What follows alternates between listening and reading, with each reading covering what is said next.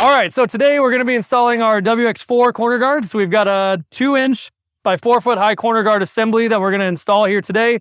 Walk you quickly through that process, show you the steps along with a couple tips on how to get it done a little bit more quickly, a little bit more simply.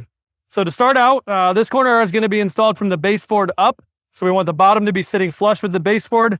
To do that, we're gonna align our aluminum retainer. We can measure a 1/4 inch up from the baseboard and mark that. We find it a little bit easier to use some kind of a spacer. You could use the actual end cap here, place that on the bottom and align that with the aluminum retainer.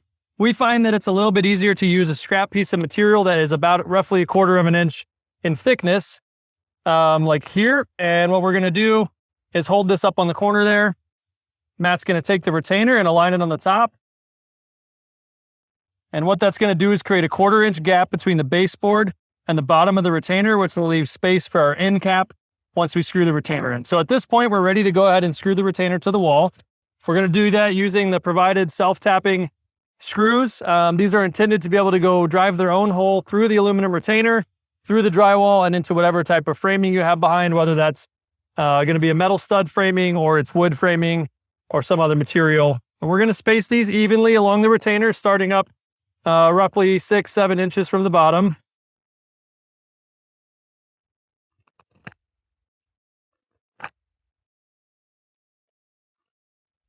So Matt's going to continue staggering these screws all the way up to the top, leaving some room at the top again for our end cap up here. So we're not going to go all the way up.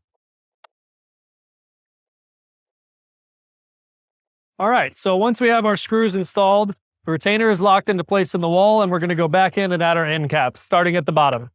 So we left the 1/4 inch gap down here. That gives us enough room to take our end cap, insert it. It's going to sit under the aluminum retainer, coming up flush to the bottom edge.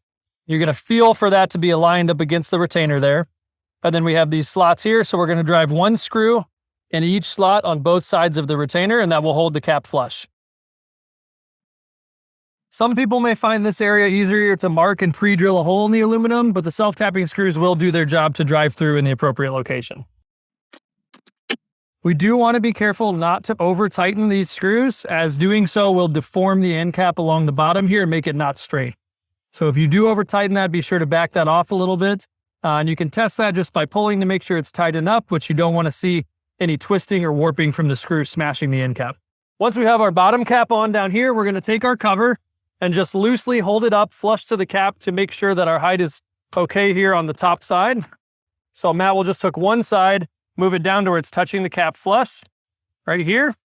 And then we'll come up to the top end and we will verify alignment. The cover should be slightly taller than the aluminum retainer. So we have about a 1/4 inch of cover above the retainer here, which will give us plenty of room for our end cap. So now we can go ahead and remove the cover that was temporarily just held in place. We'll take our top end cap. And we know that our cover is taller than our aluminum retainer, so we cannot sit this down flush tight. So what we're going to do is bump this up roughly 1/4 inch, install our screws at the bottom of these slots down here, and we're going to install them only finger tight. We can do that with a hand screwdriver to finish them off so that we can adjust the cap after the fact. So Matt did a good job of leaving these screws slightly loose here, so it's kind of holding the cover up. What we're going to do is take a hand screwdriver and we're just going to tighten these a little bit, testing the fit of the cap until we feel that it's starting to just barely be tight on the end cap tab there. What that's going to do is allow us to adjust this perfectly to the height of the cover after the cover is installed. So we'll do the same thing on this side. There we go. So now we're ready for the final step of the installation. We're leaving this cap slightly high from what we think where the cover is going to land. We'll go ahead and snap our cover on, starting with one side of the retainer and folding it over to the other side.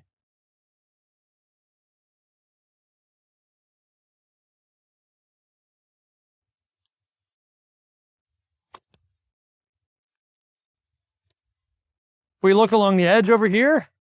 We can verify that the cover is snapped in all the way and that we're nice and flush to the wall. All the way down the edge, we want to make sure we don't have any spots that didn't get snapped into place. And then the last thing we'll do is check for the fitment of the top cap. We want to make sure that that cap is pulled down flush to the cover, which should be fairly difficult to do with the way we tighten our screws. And we want to make sure that it doesn't pull back upwards at all, which in this case, we're all good. At this point, The last step would be to wipe the cover corner guard clean, and we'd be ready. This is Wall Protect's installation.